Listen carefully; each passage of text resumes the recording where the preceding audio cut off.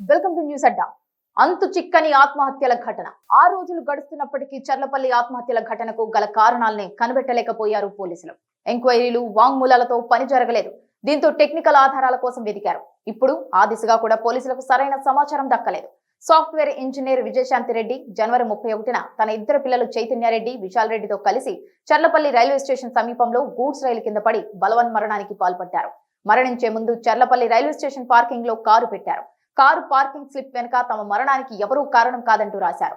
ఆమె ఎందుకు ఇలా చేశారు అనేది ఇప్పటికే మిస్టరీనే. ఘటన జరిగిన ఇన్ని రోజులైనా పోలీసులకు ఒక్కటంటే ఒక్క క్లూ దొరకలేదు.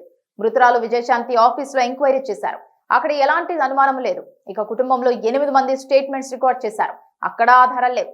అత్యంత కీలకమైన విజయశాంతి భర్త సురేందర్ ను కూడా విచారించారు. 14 నెలల నుంచి దుబాయ్ లో ఉద్యోగం చేస్తున్న సురేందర్ తన భార్యపై అపారమైన ప్రేమను కురిపించాడు. తన భార్య తనకు దేవతతో సమానమన్నాడు. అంతేకాదు తన జీతాన్ని కూడా ప్రతి నెల భార్య అకౌంట్ లోనే వేస్తున్నాడు.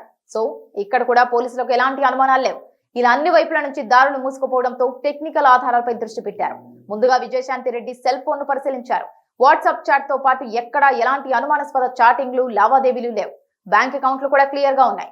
ఇక మిగిలింది ఆమె ల్యాప్టాప్ మాత్రమే. అందులో కూడా ఆధారాలు దొరకకపోతే ఈ కేసు మరింత జటిలంగా మారుతుంది. ఘటన జరిగిన వెంటనే దీన్ని మానసిక సమస్యగా పోలీసులు భావించారు.